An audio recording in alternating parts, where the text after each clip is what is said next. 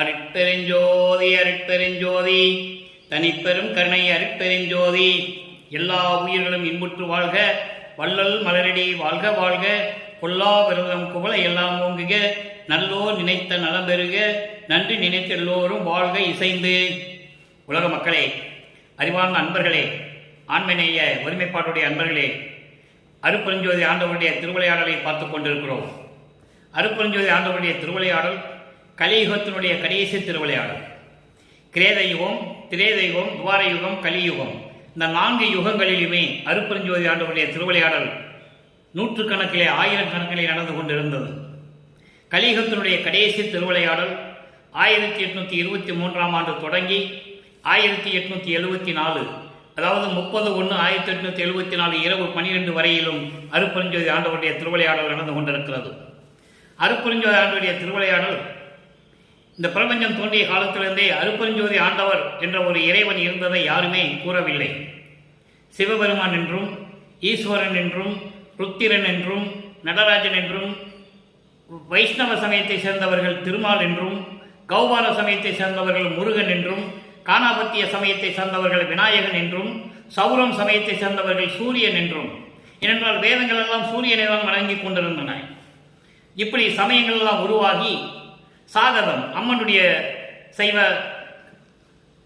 சமயம், இப்படி பல சமயங்கள் எல்லாம் உருவாகி ஏகப்பட்ட கோயில்களை அமைத்து வழிபாட்டு முறைகளை அமைத்து மக்களை வழிபட செய்து விட்டார்கள். இந்த நிலை மாற வேண்டும். சமயங்களும் மதங்களும் மாறக்கூடிய நிலை முடிந்து விட்டது. கலியுகத்தோடு முடிந்து விட்டது. கலியுகம் 1900ஆம் ஆண்டிலே முடிந்து விட்டது என்பதை நமது இறைவன் வல்லப்பமானவர்கள் தெளிவாக கூறியிருக்கிறார்கள். இப்போ நடந்து கொண்டிருப்பது ஒளியுகம், சமரச சுத்த சன்மார்க்க காலம். 202 ஆண்டுகளுக்கு முன்னாலே தொடங்கிவிட்டது. அப்போ அருட்பெருஞ்சோதி ஆண்டவர் உலக மக்களுக்கென்று ஒரு ஆன்மீக மார்க்கம், ஒரு சுத்த சன்மார்க்கம் தேவை என்பதற்காக, உலக மக்கள் எல்லாம் சமரசமாக வாழ வேண்டும் என்பதற்காக சமரச சுத்த சன்மார்க்கத்தை நிறுவி அதை தன் மகன் கையில் ஒப்படைப்பதற்காக தனது மகனை, தனது செல்வ பிள்ளையை, தனது குலத்தின் செல்வ பிள்ளையை ஒரு தாயின் வழியாக இந்த மண்ணுலைக்கு வருவிக்க செய்தார் அருட்பெருஞ்சோதி ஆண்டவர் 1823ஆம் ஆண்டு. அப்படிப்பட்ட இறைவன் நமது பிள்ளை பெருமானவர்கள் ஒரு தாயின் கருவறையிலே இருக்கும்போது இறைவன் ஆட்கொண்டதையும், அதன் பிறகு பிள்ளையிலே திரை தூக்க தரிசித்த போது வெட்ட வெளியாக காட்டி சிதம்பர ரகசியத்தை காட்டியதையும், அதன் பிறகு ஒரு தாயின் வழியாக வருவிக்கோற்று 9 ஆண்டுகள் கழித்து ஆட்கொண்டதையும் ஒவ்வொரு பாடலின் மூலமாக திருவெற்பாவிலிருந்து நாம் பார்த்து கொண்டிருக்கிறோம். திருவெற்பாவினுடைய பதிகங்கள் ஒவ்வொரு பதிகத்திலும், ஒவ்வொரு திருமுறையிலிருந்தும், ஒவ்வொரு பாடலிலிருந்தும் எப்படி அவருடைய நிலையை வல்லப்பமானவர்கள் உலக மக்களுக்கு தெரிவித்திருக்கிறார்கள் என்பதையும், எப்படியெல்லாம் வருவிக்க உற்று தன் தந்தை அருட்பெருஞ்சோதி ஆண்டவரால் வருவிக்க உற்று எப்படியெல்லாம் துன்பங்களை அனுபவித்தார் என்பதையும், அதன் பிறகு சமயங்களிலும் மதங்களிலும் மார்க்கங்களில் ஈடுபட்டு கொண்டு சைவ நெறிகளை எப்படி பின்பற்றி கொண்டிருந்தார் என்பதையும், அதன் பிறகு சுத்த சன்மார்க்கத்தை பெற்ற பிறகு இதெல்லாம் தேவையில்லை, உலக மக்களுக்கு இந்த சமயங்களும் மதங்களும் மார்க்கங்களும் தேவையில்லை, சுத்த சன்மார்க்கம் தான் தேவை என்ற ஒரு நிலையையும், இறைவனால் ஆட்கொள்ளப்பட்டு இறைவன் தன்னோடு, தன் தந்தை அருட்பெருஞ்சோதி ஆண்டவர் தன்னோடு கலந்து தன்னை இறைவனாக்கியதையும் ஒவ்வொரு பாடலின் மூலமாக கூறியிருப்பதை அருட்பெருஞ்சோதி ஆண்டவருடைய திருவிளையாடலை கூறியிருக்கிறார். அதை நாம் பார்த்து கொண்டிருக்கிறோம். அந்த வகையிலே இன்று நாம் பார்க்க வேண்டிய பாடல் 1ஆம் திருமுறை திருவருள் முறையீடு 39வது பாடல். இங்கிருந்துதான் திருவிளையாடல் தொடங்குவதை வல்லப்பமான் தெளிவாக கூறியிருக்கிறார்கள். வல்லப்பமான்கள் வருவிக்க உற்று 8 ஆண்டுகள் வரையிலும் அவர் தான் யார் என்ற தெரியாத நிலையில் இருந்து கொண்டிருந்தார். நமது குழந்தை இறைவனுக்கு என்ன செய்வதென்றே தெரியவில்லை. மனம் ஒரு நிலையில் இல்லை, வீட்டிலேயும் இருக்க முடியவில்லை.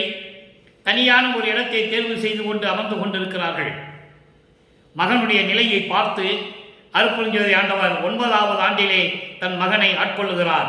என்னால் வருவிக்க உற்றவன் என்ற ஒரு நிலையை மகனுக்கு தெரிவித்துவிட்டு புன்னகையோடு மறைந்து விடுகிறார். அதன் பிறகு நமது பிள்ளை பெருமானவர்களுக்கு மறைப்பு நிலை இருக்கிறது. மறைப்பு நிலை என்பது பிரபஞ்சத்துடைய உண்மைகள்லாம் அப்ப தெரியாதவருக்கு, வருவிக்க உற்றவன் என்ற நிலை மட்டும் அவருக்கு தெரிகிறது. அப்போ திருவருள் முறையீடு உருவாகிறது.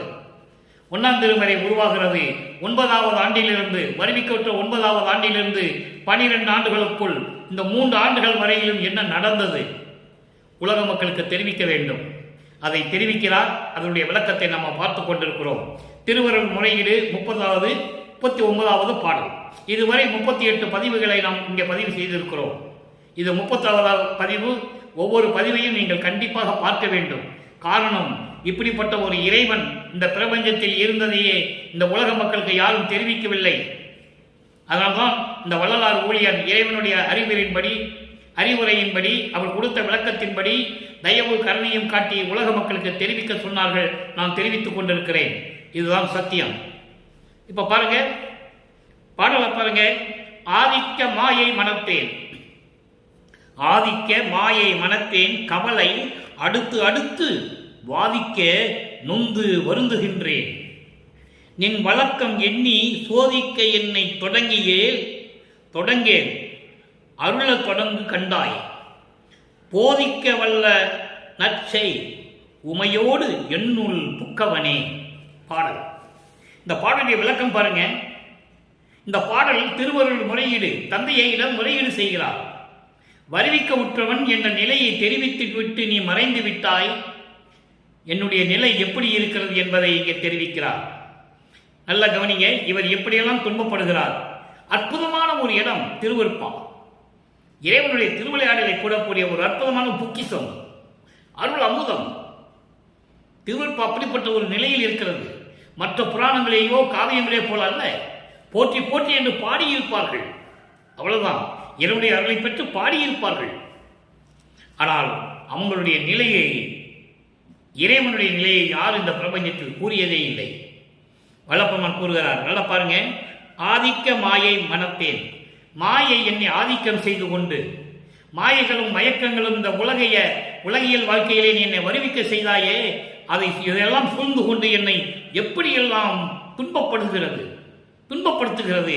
என் மனம் முழுதும் மாயையில் விளங்கிக் கொண்டு நொந்து நொந்து மனம் வருந்தி கொண்டிருக்கிறேன், துன்பப்பட்டு கொண்டிருக்கிறேன். தெளிவா சொல்றாரு. உலக மக்களுக்கு சொல்றாரு. இறைவனிடம் தந்தையிடம் சொல்வது போல உலக மக்களுக்கு சொல்லிக் கொண்டிருக்கிறார் தன்னுடைய நிலையை.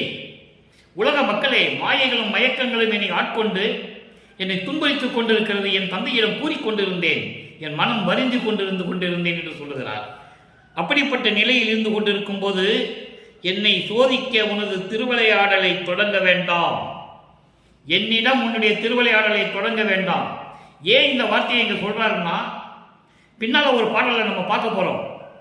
எப்படி சொல்வாருன்னா, நான் மண்ணுலகத்துக்கு போக மாட்டேன்னு சொன்னேன், நீ திருவிளையாடல் செஞ்சு என்னை துன்பப்படுத்துவேன்னு நான் சொன்னேன். ஆனா நீ கேட்கல. நீ என்ன சொன்ன? நீ போ, மண்ணுலகத்துக்கு போய் ஒரு தாய் வயிற்றுல மகனாக பிறப்ப, இன்னொரு பெண்ணுக்கு மாமன் ஆயிடுவ, நீ அந்த பொண்ணை தாலி கட்டணும், சுத்த சந்தாக்கத்தை மக்கள்கிட்ட சொல்லணும், நீ போ. ஆனால் விண்ணுலகத்துக்கும் மண்ணுலகத்துக்கும் நீ வேஷம் மட்டும்தான் போடணும். நீ யாருன்னு சொல்லக்கூடாது. பாட்டு இருக்கு, நம்ம பின்னால பார்க்க போறோம். இதை மனசுல வச்சுக்கங்க அன்பர்களை. இங்கே கூறப்படுவது பொய்யோ கற்பனையோ அல்ல, திருவருட்பாவில் இருக்கின்ற பாடலுடைய விளக்கம் தான். இந்த நிகழ்ச்சியை நீங்க மனசுல வச்சுக்கங்க. அந்த பாடல் வரும்போது உங்களுக்கு புரியும். ஏன்னா எல்லா பாடலையும் ஒரே நாளில் சொல்ல முடியாது இறைவனுடைய திருவிளையாடலை. அப்போ இங்க ஏன் சொல்றாருன்னா, என்னிடம் திருவிளையாடலை தொடங்க வேண்டாம்னு சொல்றாரு. அப்போ இதுக்கு முன்னால் அவர் சொன்னதை ஒரு பாடல சொல்றாரு. நீ என்னை தெருவில் விட்டுருவ, எனக்கு நல்லா தெரியும்னு சொல்லுவார். நீ நான் சொன்ன மாதிரி என்னை தெருவில் விட்டுட்டேயே அப்படின்னு சொல்லுவார் ஒரு பாடல்ல. எனக்கு ஒன்றும் இல்லை, இந்த உலகம் உன்னை தான் பழிக்கும், அந்த பழி சொல்லையும் எலி சொல்லையும் வாங்காதே, சீக்கிரமா வந்து என்னை ஆட்கொண்டு அருளை கொடுப்பாயாக என்று சொல்லுவார். மக்களிடம் யார் சொன்னது? வல்லற்பெருமான் சொன்னதை யாருமே சொல்லலையே. இப்ப பாருங்க, சோதிக்க வேண்டாம்னு சொல்றாரு. திருவிளையாடல் செய்து என்னிடம் திருவிளையாடலை தொடங்க வேண்டாம், நீ அருளை கொடுக்க தொடங்குவையாக. திருவிளையாடல் ஏன் செஞ்சிட்டு இருக்க? எனக்கு அருளை கொடு, ஓடி ஓடி ஏன் ஒடியிற அப்படின்னு சொல்லுவார். 3ஆம் திருவிழா 2ஆம் திருவிழா வரும்போது அற்புதமா இருக்கும். இவரை பார்த்து கேரள திருவிழையா ஓடுவார், திரும்பி பார்க்காம.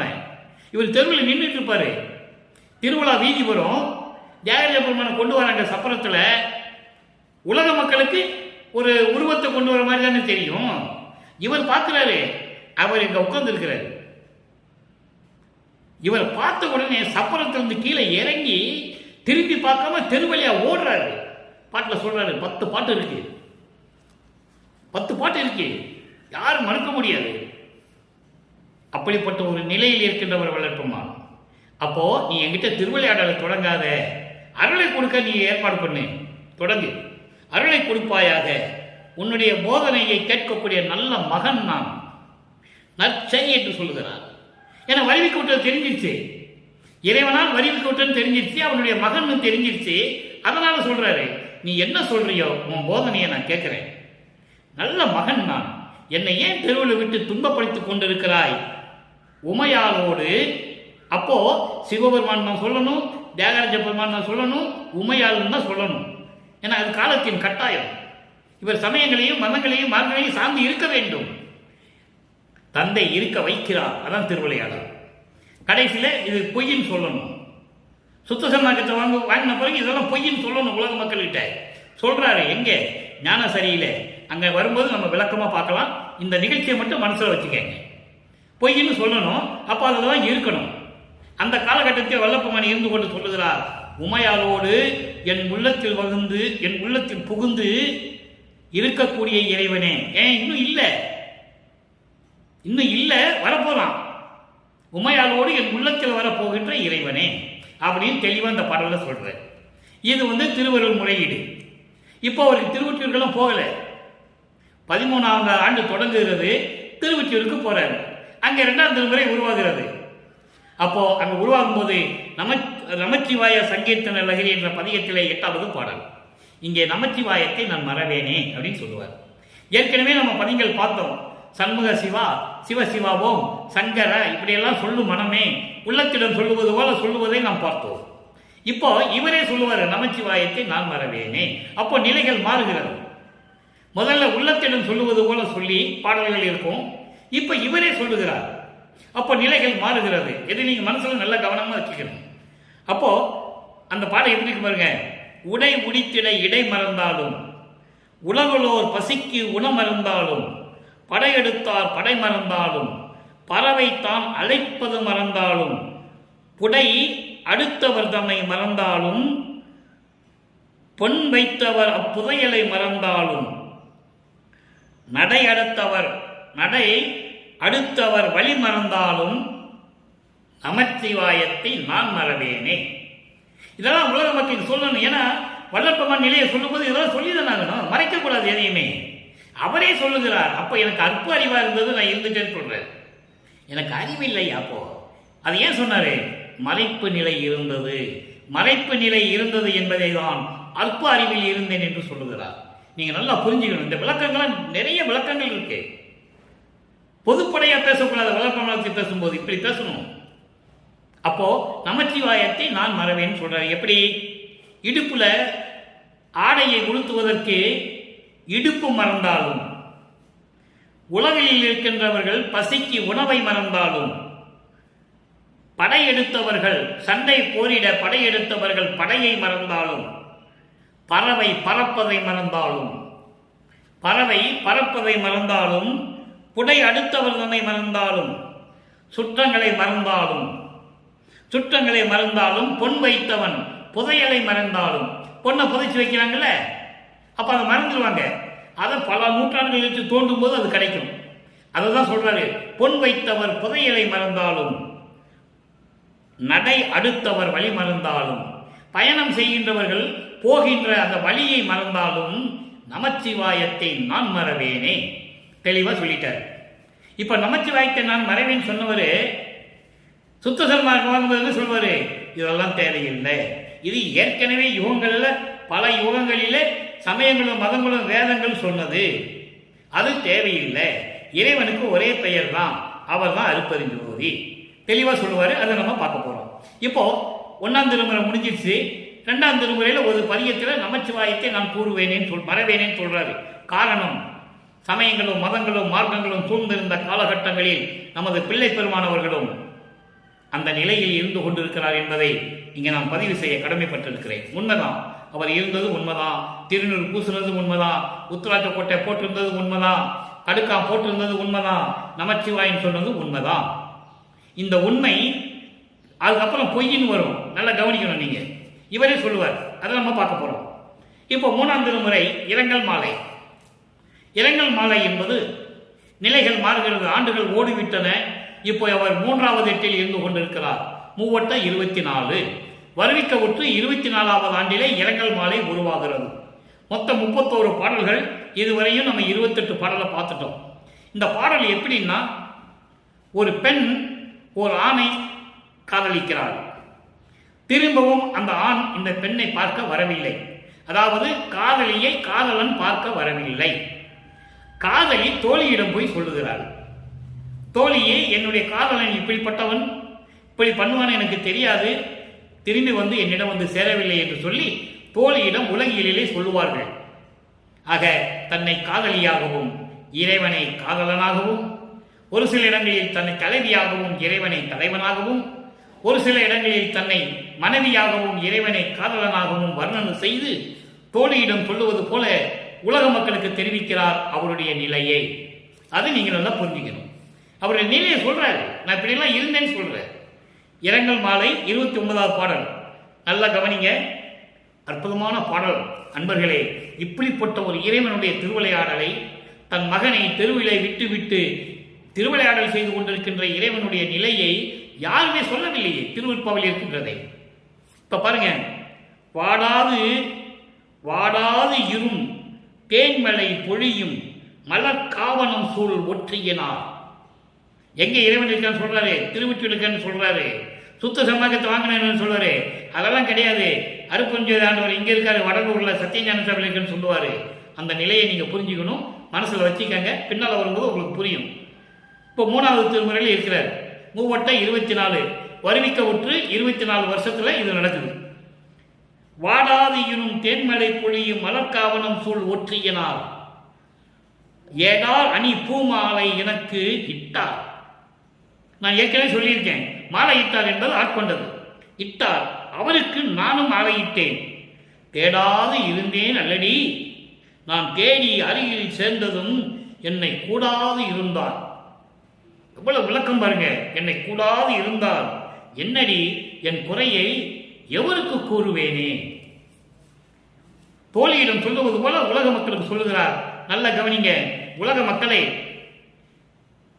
மக்களே, வாடாது புத்தம் புது மலர்கள் சூழ்ந்த பூஞ்சோலைகள் நிறைந்த தேன் சொரிகின்ற, தேன் இருக்கின்ற அந்த மலர்கள் எல்லாம் பூத்து பூஞ்சோலைகளாக திகழ்ந்து அழகாக இருந்து கொண்டிருக்கின்ற திருவொற்றியூரில் இருக்கின்ற இறைவன் ஏடார் அணி பூமாலை இட்டார். அழகான பூக்களை கொடுத்து எனக்கு மாலையிட்டார். என்னை அன்போடு மகிழ்ந்து ஆட்கொண்டார். அதாவது பொருள், அதுக்கு பொருள் அதான். தன்னை பெண்ணாக உருவப்படுத்தினால் மாலையிட்டார் என்று சொல்லுகிறார். உலக மக்களுக்கு சொல்லுகிறார், உலக மக்களே, அப்படிப்பட்ட இறைவன் அகமகிழ்வோடு உள்ளத்தோடு நல்ல சந்தோஷத்தோடு என்னை வந்து ஆட்கொண்டார். 9வது ஆண்டிலே ஆட்கொண்டார். இதான் விளக்கம். 9வது ஆண்டிலே ஆட்கொண்டு விட்டு ஆட்கொண்டார். நானும் அவரை கட்டி தழுவினேன். தந்தை வந்து மகனை ஆட்கொள்ளும் போது மகனும் தந்தையை கட்டி கொள்ளுகிறார். உடனே தந்தை மகனை விலக்கி விட்டுட்டு புன்னகையோடு சென்று விடுகிறார், மறைந்து விடுகிறார். அதுக்கப்புறம் தேடாது இருந்தேன் அல்லடி, நான் தேடாமல் இல்லை அவரை. ஆட்கொண்டானை தவிர இறைவன், நான் அவரை தேடி தேடி அலைந்து கொண்டிருந்தேன். ஒரு கட்டத்தில் நான் தேடி பார்த்து எனக்கு காட்சி கொடுத்தும் என்னை கூடாது சென்றார். என்னை கட்டி தழுவவில்லை, எனக்கு எந்த விதமான சந்தோஷத்தையும் கொடுக்கவில்லை.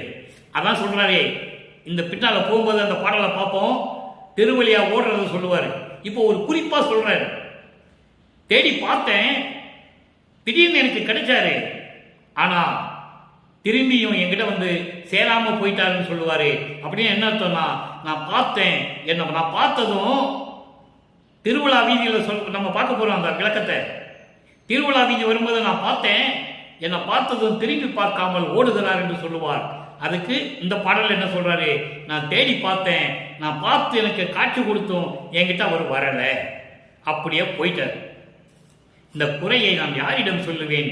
உலக மக்களே, நான் தேடாமல் இல்லை. 9வது ஆண்டிலே இறைவன் வந்து ஆட்கொண்ட பிறகு நான் தேடாமல் இல்லை, தேடினேன். தேடியும் அவரிடம் போய் சேர்ந்தேன். என்னை பார்த்தார், ஆனால் என்னிடம் வந்து சேரவில்லை, திரும்பி மறைந்து விட்டார். உலக மக்களே, இந்த குறையை நான் யாரிடம் சொல்லுவேன் என்று கூறி இந்த பாடலை நமக்கு அள்ளியிருக்கிறார்கள். இப்போ 3 திருமணம் முடிஞ்சிடுச்சு. மூவட்ட 24 வரைக்கும் 24 ஆண்டுகள் வரைக்கும் முடிஞ்சிடுச்சு. 25வது ஆண்டு தொடங்குகிறது. வருவிக்க ஒற்று 25வது ஆண்டு தொடங்கி 32 ஆண்டுகளுக்குள் அந்த 8 வருடங்களில் 4ஆம் திருமுறை உருவாகிறது. இதில் பாருங்க, இங்க நமச்சிவாயன் சொல்ல மாட்டாரு, சிவாய நமன் சொல்ல மாட்டாரு, பொதுவாக இறைவன் தான் சொல்லுவார். நிலைகள் மாறுகிறது, கொஞ்சம் கொஞ்சமா படிப்படியாக வராது. இவர் வர்றது மட்டுமல்ல, அவர் தந்தை மகனை படிப்படியாக வழி நடத்துகிறார். படிப்படியாக வழி நடத்துகிறார். ஏன்னா சுத்த சன்மார்க்கம் கொடுக்கணும் இல்ல, சுத்த சன்மார்க்கம் கொடுக்கும்போது இதெல்லாம் இருக்கக்கூடாது. ஏன்னா ஒரு விண்ணப்பத்தில் சொல்லுவாரு, எல்லாம் உடைய அருப்பறிஞ்சோதி அற்புத கடவுளே, இது தொடங்கி எக்காலத்தும் சுத்த சன்மார்க்கத்தின் முக்கிய தடைகளாகிய சமயங்கள், மதங்கள், மார்க்கங்கள் என்பவற்றின் ஆசார சங்கற்ப விகற்பங்களும், வருணம், ஆசிரமம் புதிய உலகாச்சார சங்கற்ப விகற்பங்களும் எங்கள் மனதில் பற்றாவண்ணம் அருள் செய்ய வேண்டும். அதெல்லாம் எங்ககிட்ட வந்துடக்கூடாது. தெளிவா சொல்றாரு. சுத்த சன்மார்க்கத்தின் முக்கிய லட்சியமாகிய ஆண்மைநேய ஒருமைப்பாட்டு உரிமை எங்களுக்குள் எக்காலத்தும் எவ்விடத்தும் எவ்விதத்தும் எவ்வளவும் குறையாமல் எங்க மனசுல இருக்கணும்னு சொல்லுவார். அதுக்கு நீதான் அருள் புரிய வேண்டும் என்று சொல்லுவார். அதை இங்க சொல்றாரு 4ஆம் திருமுறையில. இங்க பாருங்க, அதிசய மாலை 9வது பாடல். அபராத மாலை பார்த்தோம். நான் இப்படிலாம் சமயங்கள் மதங்களில் இருந்தேன், என்னை தண்டிச்சிடாதப்பா, அபராதம் கொடுத்துடாதப்பா, எங்க அப்பா எனக்கு அருளை கொடுன்னு கேட்பார். அது அபராத மன்னிப்பு மாலையில் நம்ம பார்த்தோம். இப்போ அதிசய மாலை அடுத்த ஸ்டெப்பு, அருளை கொடுக்கிறார். எப்படி கொடுக்கிறார்? எப்படி காட்சி கொடுக்கிறார்? இறைவனுடைய நிலை என்ன, இவருடைய நிலை என்ன, எப்படி திருவிளையாடல் நடக்குது சொல்லணும்ல, உலக மக்களுக்கு சொல்லணும். சொல்ற ஐயா, இது அதிசயம், இது அதிசயம் என் புகழுவேன். கடவுளே, இது அதிசயம், நான் இது எப்படி சொல்லுவேன்? எப்படி? அருமை அறிந்து அருள் விரும்பி, அருமை அறிந்து அருள் விரும்பி உரிமை பல இயற்றி பொய்யாத நிலை நின்ற புண்ணியர்கள் இருக்க, இந்த உலகத்தில் இருக்க, புலைமனத்து சிறியே ஒரு புல்லு நிகர் இல்லேன். சமயங்களிலும் மதங்களிலும் மார்க்கங்களில் ஈடுபட்டுக் கொண்டு நான் இருந்து கொண்டிருந்தேன். ஒரு புல்லுக்கு கூட சமமானவன் நான் இல்லை. தூசி போன்றவன். ஒரு புல்லுக்கு கூட நான் சமமானவன் இல்லை. கடநிலையில் இருந்து கொண்டிருந்தேன். சமயங்களிலும் மதங்களிலும் மார்க்கங்களிலும் இருந்து கொண்டிருந்தேன். நீதானே இருக்க சொன்னாய், இருந்து கொண்டிருந்தேன். அப்போ உன்னுடைய அருள் அறிமை தெரிந்து விரும்பி பல தொண்டுகள் செய்து உன்னை அருளை பெற வேண்டும் என்று காத்து கொண்டிருக்கிறார்கள். அப்படிப்பட்ட புண்ணியர்களுக்கு அருளை கொடுக்காமல் இருக்க, நான் புல்லுக்கு நிகரானவன். செய்யாத சிறு தொழிலே செய்து உலகம் கடையே, செய்யக்கூடியாத செயல்கள் எல்லாம் செய்து கீழ் நிலையில் இருந்து கொண்டிருக்கின்றவன். செருக்கு உடையேன், ஆணவம் கொண்டவன், என்னை தனது திருவுள்ளத்தில் அடைத்து, அண்டர்லைன், என்னை கருவி என்னை நினைத்து தனது திருவுள்ளத்தில் அடைத்து, சை ஆதி அந்த நடுக்காட்டி ஒன்று கொடுத்தான். இறைவனுடைய திருவிளையாடல் நடக்குது. இது வரைக்கும் ஏங்கிட்டு இருந்தாரு, இறைவனை பார்க்க முடியல. அதை உலக மக்களுக்கு சொல்லிட்டாரு. நான் இப்படிலாம் இருந்தேன் உலக மக்களே, இறைவன் என்னை ஆட்கொண்டானே தவிர எந்த விதமான அருளையும் கொடுக்கவில்லை, நான் இந்த மனநிலையில் துன்பப்பட்டு கொண்டிருக்கிறேன் சொல்லிட்டு, இப்ப 4ஆம் திருமுறையில் என்ன சொல்றாரு? இறைவன் வந்தார். எப்படிப்பட்ட இறைவன்? இவர் இந்த நிலையில் இருந்து கொண்டிருக்கிறார் என்று சொல்லி, ஒரு புல்லுக்கு கூட சமமாக நான் இல்லை, கீழ் நிலையில் இருந்து கொண்டிருக்கிறேன். உன்னுடைய அருள் அருமை வேண்டி புண்ணியர்கள் எல்லாம் தவம் செய்து கொண்டிருக்க, என்னிடம் என்னையும் மனதில் நினைத்து, ஐயோ மகனே துன்பப்படுகிறானே, எவ்வளவு மகனை துன்படுத்தி விட்டோம் என்று நினைத்து, உள்ளத்தில் நினைத்து என் முன்னால் எழுந்தருளி நான் இருக்கும் இடத்தை அடைந்து, சை ஆதி அந்த நடுக்காட்டி. சை ஆதி அந்த நடுக்காட்டி என்பது ஆதி அந்த நடு இதெல்லாம் இல்லாமல், ஏனால் ஆதியும் அந்தமும் நடுவும் இல்லா தோன்றிய இறைவன் அருப்பெருஞ்சோதி அந்த நிலையை தன் மகனுக்கு காட்டுகிறார். நல்லா கவனிச்சுக்கணும் நீங்க. தன் மகனுக்கு அந்த நிலையை காட்டி ஒன்று கொடுத்தான். ஒன்று என்பது என்ன? கடவுள் நிலையை அறியக்கூடிய ஒரு பொருள், அருள் கொடை. அது என்ன அருள் கொடைன்றது நம்ம பின்னால பார்க்க போறோம். சுத்த சன்மார்க்கத்துக்கு வரும்போது அந்த அருள் கொடை என்னது, அது எப்படிப்பட்டது, எப்படி அருள் தன்மை உடையது என்பதை நம்ம பின்னால் இப்போ பார்க்க போறோம். இது மட்டும் மனசுல வச்சுக்கங்க. அருள் கொடை ஒன்று கொடுத்தான். என் முன்னால் எழுந்தருளி ஐயோ மகனே என்று சொல்லி கட்டி அணைத்து கொஞ்சி குழாவி எனக்கு அந்த அருள் கொடையை கொடுத்தான். அதான் சை ஆதி. சை ஆதி என்றால் ஆதியும் அந்தமும் நடுவும் இல்லாமல் எப்படி இந்த இறைவன் பிரபஞ்சத்திலே தோன்றியானோ அதே போன்று எனக்கு அந்த நிலையை காட்டி அருள் கொடையை ஒன்று கொடுத்தான். தனித்த சிவகாமி வள்ளிக்கு இனித்த நடத்தவனே, என் அம்மை சிவகாமி வள்ளிக்கு மனசுக்கு பிடித்த என் அம்மையை மகிழ்விக்கக்கூடிய இறைவனே, அருட்பெருஞ்சோதியே என்று சொல்லுகிறார். இப்ப பாருங்க, அடுத்து 6ஆம் திருமுறைக்கு உள்ள வரோம். 6ஆம் திருமுறை என்றாகிறாரு, சமயங்களையும் மதங்கள் மார்களை விட்டு வர அது முடிவடைஞ்சு போச்சு. ஒரு முடிவு, அடுத்து தொடக்கம். நல்லா புரிஞ்சுக்கணும் நீங்க. சமயங்களும் மதங்களும் மார்களுடைய முடிவு சுத்த சன்மார்க்கத்தின் தொடக்கம். அதுக்காக வருவிக்க உற்றவர் ஆன்ற சன்மார்க்கம் அணிவர என்னைத்தான் ஈன்று அமுதளித்த இனிய நற்றாயே, இதுக்காகவே என்னை ஈன்றாய் என்று சொல்லுகிறார். அது விளக்கங்கள் நிறைய நான் கொடுத்திருக்கேன். இப்போ 6ஆம் திருமுறையில் வந்திருக்கோம். பதிகம் 14 சிற்றபை விளக்கம் 9வது பாடல். அங்கே திருவொற்றில் இருக்கின்ற இறைவன் தானே சொல்லுவாரு. இப்போ சிற்றபையில இறைவன் எப்படி இருக்கிறார், எப்படிப்பட்ட இறைவன், இவர் எப்படி முறையிடுகிறார்? அற்புதமான ஒரு பாடல், நல்லா கவனிங்க. பத்தியம் சிறிதும் உற்றிலே. இதை ஏன் சொன்னார்? பத்தியம் என்பது விரதம். நான் விரதம் ஒரு தடவை கூட இருந்தது இல்லை. சமயங்களிலும் மதங்களிலும் மார்க்கங்களில் இருந்தபோது கூட நான் விரதம் இருந்தது இல்லை. நோன்பு, நோவாத நோன்பு என்னை போல் நோற்றவர் என்று சொல்லுவார். அது சுத்த சன்மார்க்கத்தை பெற்ற பிறகு. அப்படி எந்த விதமான விரதமும் நான் செய்யவில்லை.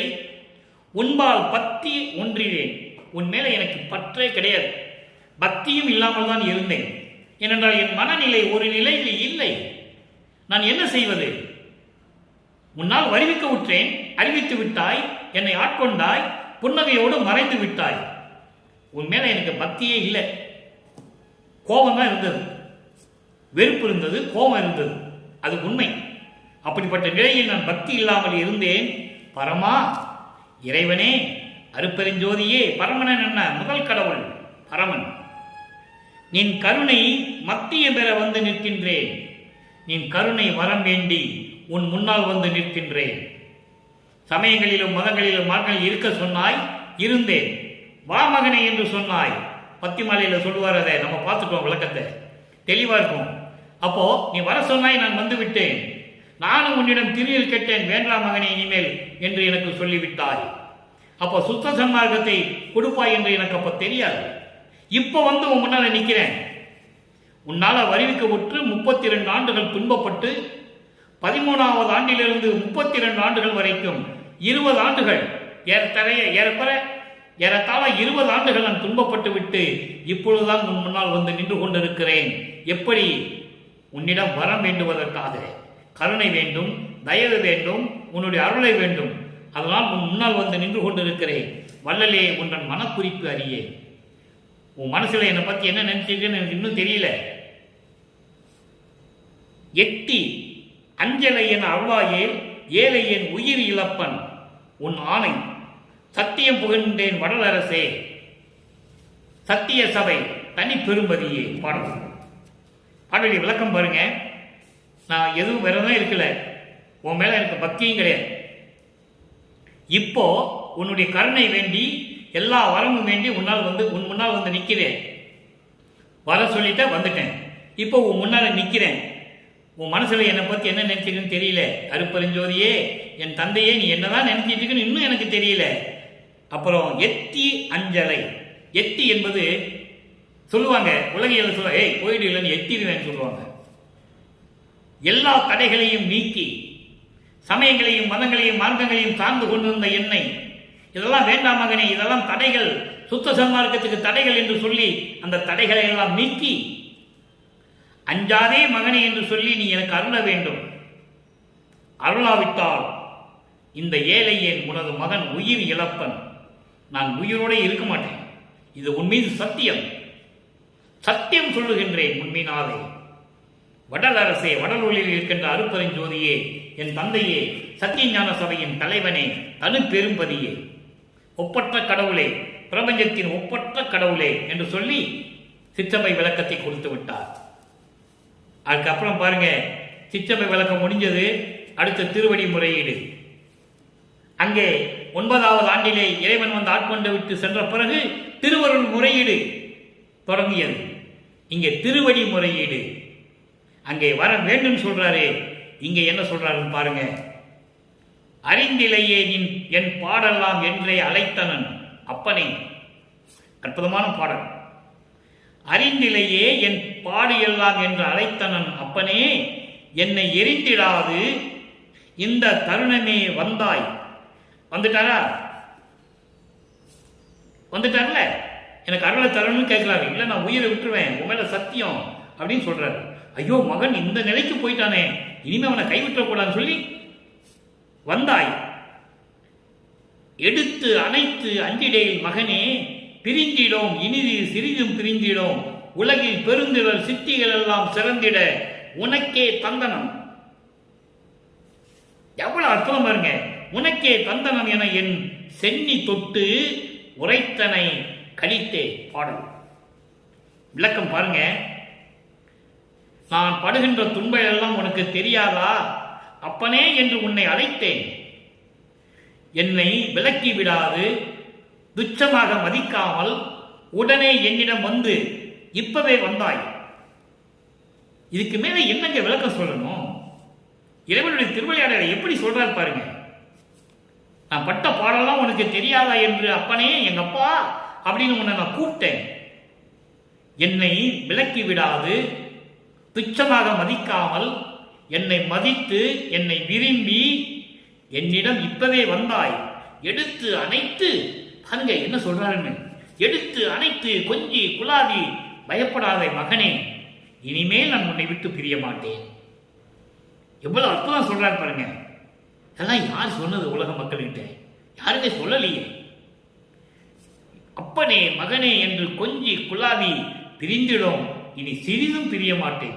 கவலைப்படாதே மகனே, இதுவரையில் நான் உன்னை துன்பப்படுத்தியது போதும் மகனே, நீ தகுதியானவராக வந்து விட்டாய். சுத்த சன்மார்க்கத்தை கொடுப்பதற்கு நீ தகுதி பெற்று விட்டாய். இனிமேல் உன்னை விட்டு நான் பிரிய மாட்டேன். உலகில் இருக்கின்ற சக்திகளை எல்லாம் சிறப்பாக விளங்கும்படி உனக்கே கொடுத்து விட்டேன். எல்லா சக்திகளையும் கொடுத்துட்டேன் என்று சொல்லி என் தலை மீது ஆசீர்வாதம் செய்தான் என் இறைவன், என் தந்தை. என் சென்னி தொட்டு உரைத்தனன் கழித்தே.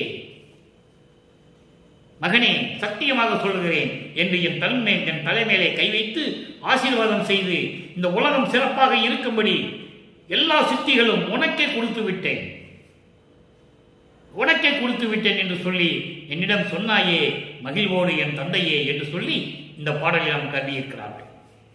அடுத்து பாருங்க, பிள்ளை பெருவிண்ணப்பம் அதிகம் 20 பிள்ளை பெருவிண்ணப்பம் 69வது பாடல். உலக மக்களுக்கு சொல்லணும், தந்தைகிட்ட அருள் வாங்கியாச்சு, இதுக்கு முன்னால் எப்படி இருந்தாலே அப்படின்னு ஒரு வரி சொல்லணும் உலக மக்களுக்கு. ஏன்னா அப்பதான் அவங்களுக்கு குழப்பம் இருக்காது.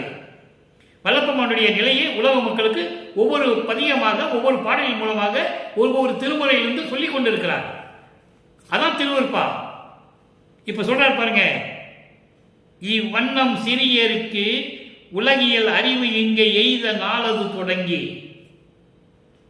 நைவண்ணம் இற்றை பகல் வரை அடைந்த நடுக்கமும் துன்பமும் உரைக்க எவ்வனத்தவருக்கும் அளவுறாது எனில் நான் இசைப்பது என் இசைத்ததே அமையும் செவ்வண்ண தருணம் இது தலைவா, நின் திருவுளம் அறிந்ததே எல்லாம்.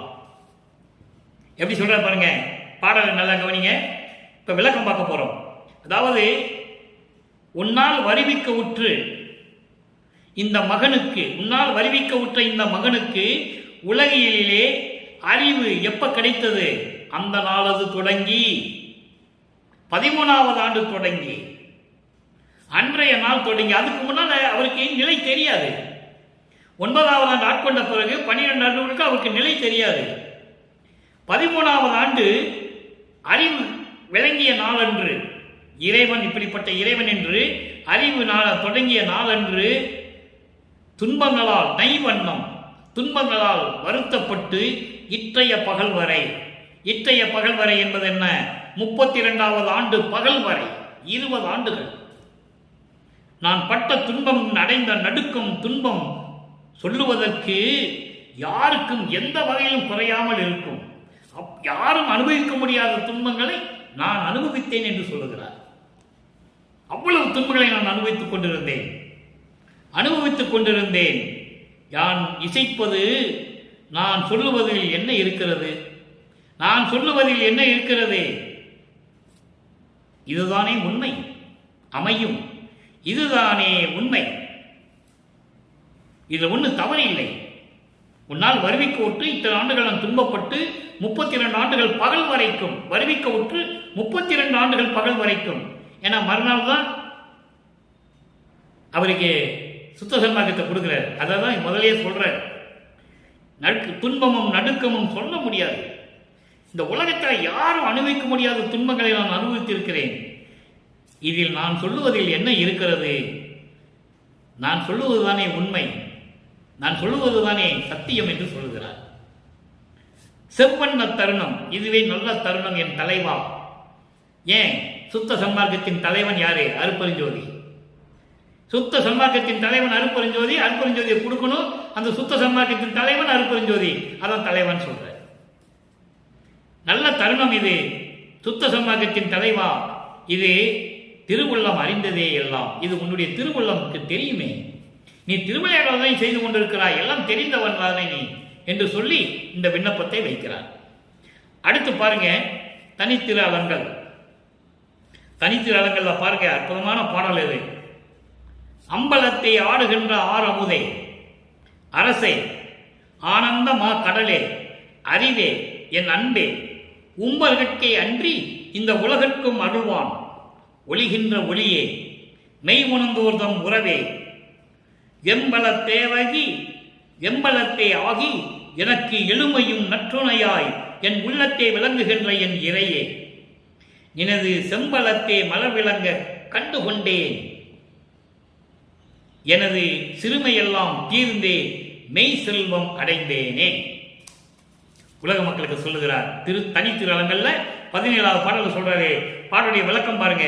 திருச்சிற்றம்பலத்தை அருளடனம் செய்து கொண்டிருக்கின்ற அமுதம் போன்ற இறைவனே, என் அரசனே, ஆனந்தமா கடலே, பேரின்பமான இறைவனே, மெய்ஞான அறிவுடைய இறைவனே, என் அன்பே, தேவர்களுக்கு மட்டுமல்ல, உம்பர்ன தேவர்கள், அவர்களுக்கு மட்டுமல்ல, உலகில் இருக்கின்றவர்களுக்கும் நீ அருளை கொடுக்கக்கூடிய இறைவன், ஒளிகின்ற ஒளியே, அருட்பெருஞ்சோதியே, பிரபஞ்சத்தில் பரிபூர்ணமாக ஒளி வீசிக் கொண்டிருக்கின்ற இறைவனே, இந்த உம்மர்களுக்கு மட்டும் இன்றி சொல்றாருல, தேவர்களுக்கு மட்டும் அவர் அருளவில்லை. காரணம், பார்க்கடலை அமுதத்தை கடையும் போது பாம்பு விஷத்தை கக்குகிறது.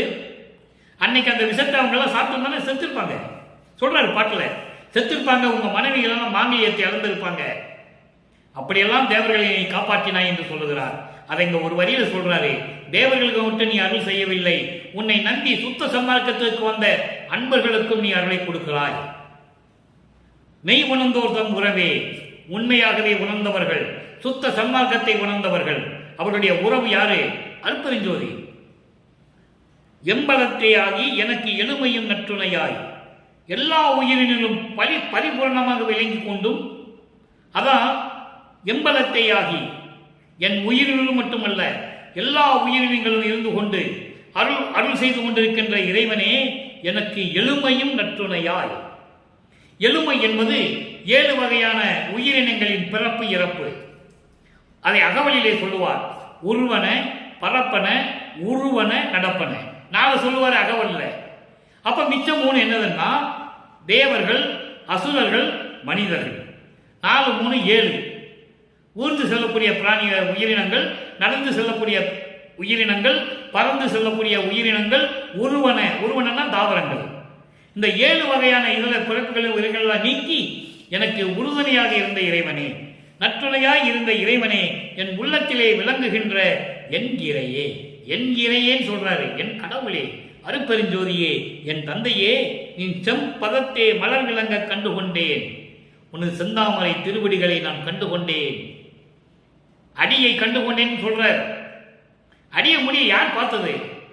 பிரம்மன் முதல் திருமால் வரை எல்லாமே போய் தேடி பார்த்துட்டாங்க. திருமால் பார்க்க முடியாம பண்ணி உருவம் எடுத்துட்டு பாதாளத்துக்கு செல்றாரு திருவடியை பார்க்கறதுக்கு. பார்க்கல, கண்ணீர் விட்டு அழுகிறான் திருமால், இறைவனுடைய திருவடியை பார்க்க முடியவில்லை என்று. அன்னப்பறவையாக சென்ற பிரமன் முடியை காண முடியாமல் திரும்பி வருகிறான். வேதங்களிடம் சொல்லுகிறார்கள், வேதங்கள் தேடுது, கிடைக்கல. முனிவர்கள் ரிஷிகள் எல்லாம் தேடுறாங்க, கிடைக்கல. அப்படிப்பட்ட திருவடியை நான் பார்த்தேன் என்று சொல்லுகிறார். செம்பரத்தே மலர் விளங்க கண்டுகொண்டேன், என்னுடைய தந்தையுடைய திருவடியை நான் பார்த்து விட்டேன். எனது சிறுமையெல்லாம் தீர்ந்தேன்.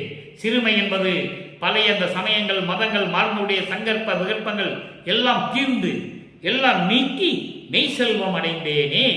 மெய் செல்வம் என்பது சுத்த சன்மார்க்கம். சுத்த சன்மார்க்கத்தை நான் பெற்றுக்கொண்டேனே என்று சொல்லுகிறார். மெய் செல்வம் அடைந்தேனே, சுத்த சன்மார்க்கத்தை பெற்றுக்கொண்டேன். தனித்திறங்களை சொல்லிட்டாரா? இப்ப மெய்யருள் வியப்புக்கு வரும். ஒவ்வொரு நிலையும் மாறும்போது அந்தந்த பாடலுடைய தொடக்கம் இருக்கிறது. இதெல்லாம் எடுத்து மக்களுக்கு சொல்லணும். இப்ப மெய்யருள் வியப்பு 112 பதிகம் 24வது பாடல். அருளார் ஜோதி என்னுள் விளங்க அளித்த காலத்தே. எப்படி சொல்றார் பாருங்க. அருளார் ஜோதி என்னுள் விளங்க அளித்த காலத்தே அடியேன் குறைகள் யாவும் தவிர்ந்தது. இந்த ஞானத்தே, ஞானம் என்பது உலகம், மண்ணுலகம். இந்த ஞானத்தே பொருளாய் என்னையும் நினைக்க வந்த புதுமை என்னையோ பொன் என்று ஐயா மதிப்பது உதவா துரும்பு தன்னையோ. எவ்வளவு அற்புதம் பாருங்க. நானே வரிதான் விளக்கம் பாருங்க. அருள் ஜோதி என்னுள் கலந்த காலத்து, எனக்கு அருள் ஜோதியை கொடுத்துட்டு அருப்பெருஞ்சோதியை கொடுத்த காலத்திலே என்னுடைய குறைகள் எல்லாம் தீர்ந்து விட்டது. நீ எப்ப எனக்கு அருப்பெருஞ்சோதியை கையில கொடுத்தையோ அப்பவே இந்த சமயங்கள் மதங்கள் மரங்கள் எல்லாம் நீங்கி விட்டன, இறந்து விட்டன, குலைந்தன, மடிந்து விட்டன, எல்லாம் தீர்ந்து விட்டது. இந்த மண்ணுலகிலே என்னையும் ஒரு பொருளாக நினைத்து, என்னையும் மகனாக வருவிக்க செய்து, என்னையும் உன் மனதில் நினைத்து வந்தையே, அருள் கொடுத்தையே. இதனுடைய புதுமை எதற்காக, இந்த அதிசயம் எதற்காக நடந்தது கேட்கிறாரு. தந்தை சொல்லுகிறார், மகனே இதற்காகத்தானே உன்னை நான் வருவிக்க உற்றேன். விளையாடுக, வருவித்த வண்ணமும் நானே, இந்த மாநிலத்தை செய்யும் வண்ணமும் நானே. தெளிவா சொல்லுவார். இந்த உலகத்தை ஆளுவதற்காகத்தான் என்னை இந்த மண்ணுலக்கு வருவிக்க செய்தார் என் தந்தை அருப்பெருஞ்சோதி ஆண்டவர் என்று சொல்லுவார். அதான் இங்க சொல்றாரு, இந்த மண்ணுலகிலே என்னை வந்து ஆட்கொண்டாயே, அதிசயம். எதற்காக இந்த அதிசயங்களை நடத்தினாய்? என்னை வைத்துக் கொண்டு ஏன் திருவிளையாடலில் செய்தாய் என்று கேட்கிறார். அப்போ அவர் சொல்றாரு, பொன் என்று ஐயா மதிப்பது ஒரு துரும்பையா? கடவுளே, என் அப்பனே, நான் ஒரு துரும்பு போன்றவன், எனக்கு பொன்னை விட மதிப்பை கொடுத்து விட்டாயே. ஒரு துரும்பை யாராவது தங்கன்னு சொல்லுவாங்களா? உலகையில் ஒரு துரும்பை கொண்டு போய் இது தங்கன்னு சொன்னா யாராவது நம்புவாங்களா? அதை சொல்றாரு, ஒரு துரும்பு போன்று இருந்த எண்ணெய் புல்லுக்கு நிகரானவன் என்று சொல்லுவார். அது முதல்ல ஒரு பாடல பார்த்தோம். அப்படிப்பட்ட இருந்த எண்ணெய் பொன்னாக்கி விட்டாயே என் கடவுளே, என் தந்தையே, என் அருப்பெருஞ்சோதியே என்று சொல்லி இந்த பாடலை அறிவிக்கிறார்கள். இறுதியாக ஒரே ஒரு விளக்கம். சிவ சிவ ஜோதி 118வது பதிகம். சிவ சிவ ஜோதி என்பது அருப்பெருஞ்சோதி. சிவசிவன் சொன்ன உடனே நீங்க சிவபெருமான்கிட்ட போயிடக்கூடாது. சிவசிவ ஜோதி என்பது அருப்பெருஞ்சோதி. அந்த விளக்கம் நீங்க புரிஞ்சுக்கணும். அது வேறு, அது சைவ சமயங்களை சேர்ந்த தலைவர்கள் பேரு. சிவபெருமானு, ஈஸ்வரன், ருத்திரன், இவங்கெல்லாம் பதத்தலைவர்கள். நடராஜன், சொக்கநாதன், தியாகராஜ பெருமான், அதெல்லாம் வேற, அந்த லிஸ்டே வேற. இது அருப்பெருஞ்சோதி 29வது பாடல். சொல்றார் பாருங்க, எளிமையான நாளே வரிதான். விளக்கம் அவ்வளவு விளக்கம் இருக்குது. இந்த விளக்கம் சொல்றதுக்கே 1 வருஷம் ஆகும். விவரமா விளக்கமா சொல்லணும்னா நான் சுருக்கமா சொல்றேன். அச்சம் தவிர்த்த மெய்ஜோதி. நல்லா கவனிங்க, அச்சம் தவிர்த்த மெய்ஜோதி. இதுக்கே 1 மாசம் விளக்கம் சொல்லலாம். இந்த ஒரு வரிக்கு அவ்வளவு விளக்கம் திருவருட்பாலை இருக்கு. நான் சுருக்கமா ஒரு பாடல் மட்டும் நான் உங்களுக்கு சொல்றேன். என்னை ஆட்கொண்டு அருளிய அம்பல ஜோதி, திருச்சிற்றம்பல ஜோதி. திருச்சிற்றம்பலம் அண்டங்கள் இருக்கிறத சொல்றார். இங்க உலகியல்ல மண்ணில் இருக்கிறத சத்தியஞான சபையை சொல்லுவார். ஏன்னா மக்களுக்கு அங்க போக முடியாது. அதற்காகவே மக்களுக்காகவே சத்தியஞான சபையை கட்டினது. திருச்சிற்றம்பலத்தில் எப்படி அந்த அமைப்பு எங்கோன சபையில அந்த அமைப்பு இருக்குமோ அதே போன்று இங்கே மக்களுக்கு வடலூர்ல சத்தியஞான சபையை கட்டி கொடுத்தாரு நமது இறைவன். அதை நீங்க புரிஞ்சுக்கணும். அப்புறம் இச்சையெல்லாம் பந்த ஜோதி. உயிருக்கு இங்கும் அங்கும் எண்ணாமல் எங்குமாம் ஜோதி. இது பாருங்க, இந்த அச்சம் தவிர்த்த மெய் ஜோதின்னு சொல்றாருல, அதுக்கு ஒரு வார்த்தை, ஒரு பாடல் சொல்லுவாரு. அடைக்கலம் புகுதல் என்ற பதிகம் 10வது பாட்டுல அந்த கடைசி வரியில சொல்லுவார், அச்சம் தவிர்த்தே ஆண்டு கொண்டாய் அடியேன் முன்றன் அடைக்கலமேன்னு சொல்லுவார். அந்த அச்சம் என்ற வார்த்தை அங்க ஏன் சொல்றாரு? காரணம், 5 தொழிலை செய்து கொண்ட பதத்தலைவர்களுடைய காலம் முடிந்து விட்டது. பிரம்மன், திருமால், ருத்திரன், மகேசன், சதாசிவன் காலம் முடிஞ்சிடுச்சு. 5 பேர் செய்யக்கூடிய தொழிலை மொத்தமாக எனக்கே கொடுத்து விட்டாயே, நான் இதை எப்படி செய்வேன் என்ற ஒரு அச்சம் எனக்கு இருந்தது. அப்போ இவர் போய், மகனே அச்சப்படாதே, அச்சத்தை விட்டுவிடு, நான் உன்னோடு தானே இருக்கிறேன் என்று சொல்லி என் அச்சத்தை தவிர்த்து ஆண்டு கொண்டாய், நான் உங்கள் அடைக்கலமே என்று சொல்லுவார். அந்த பாடலை சொல்லுவாரு, பிச்சம் கவரி நிலைக்கு அசைத்திட யானை பிடரியின் மேல், மால் யானை பிடரியின் மேல் நித்தம் வருகின்ற பவனியர், வருகின்ற நிபுணர் எல்லாம் தொழுது ஏத்த எச்சம் புரிவோர் என்னை போற்ற.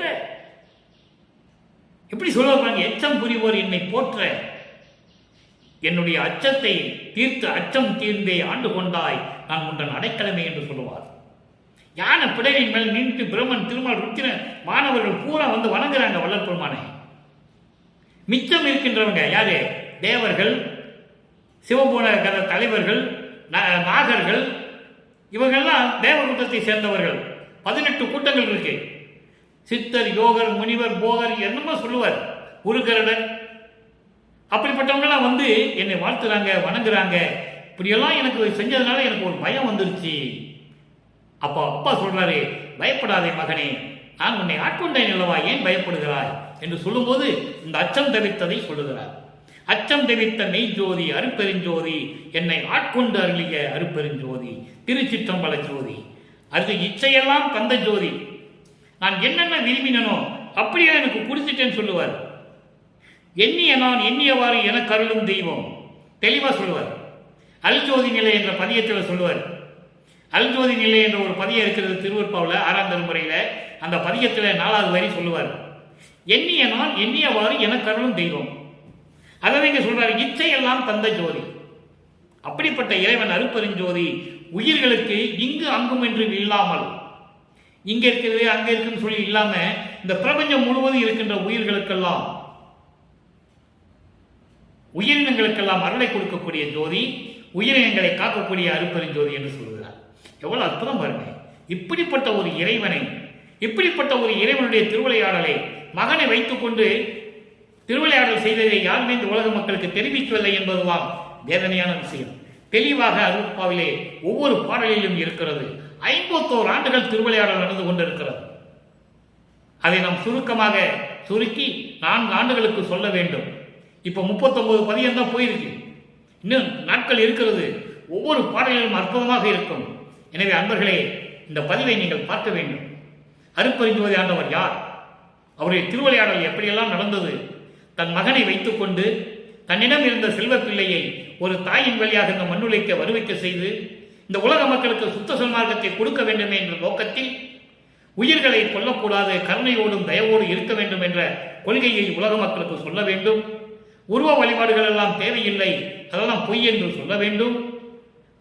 தீப வழிபாடு, ஒளி வழிபாடு இருக்க வேண்டும், உலக மக்களுக்கு சொல்ல வேண்டும். ஜீவகாரிய ஒழுக்கத்தில் இருக்க வேண்டும். இந்திரிய ஒழுக்கம், கர்ண ஒழுக்கம், ஆன்ம ஒழுக்கம், ஜீவ ஒழுக்கம், 4 ஒழுக்கங்களை முடிந்த அளவு மக்களை வழிநடத்த செய்ய வேண்டும். இந்த நோக்கத்திற்காகத்தான் அவரது அருப்பெருஞ்சாண்டவர் தன் மகனை, தன்னுடைய செல்வ பிள்ளையை ஒரு தாயின் வழியாக இந்த மண்ணுலைக்க வருவிக்க செய்தார் என்பதை தெரிவித்துக் கொண்டு மீண்டும் அருப்பெருஞ்சோதி ஆண்டவருடைய திருவிளையாடல் நாளை தொடரும். அருப்பெருஞ்சோதி அருப்பெருஞ்சோதி தனிப்பெரும் கருணை அருப்பெருஞ்சோதி. நீங்களும் சுத்த சன்மார்க்கத்தில் இறங்கி இறைவனை வணங்கி இறைவனுடைய அருளையும் செல்வங்களை எல்லாம் பெற்று நோயற்ற வாழ்வில் நீங்கள் வாழ வேண்டும் என்ற வாழ்த்தி இந்த வள்ளலார் ஊழியன் இறைவனுடைய தயவோடையும் கருணையோடு விடைபெறுகிறேன். மீண்டும் நாளை சந்திப்போம். நன்றி, வணக்கம். அருப்பெருஞ்சோதி ஆண்டவருடைய திருவிளையாடல் நாளை தொடரும்.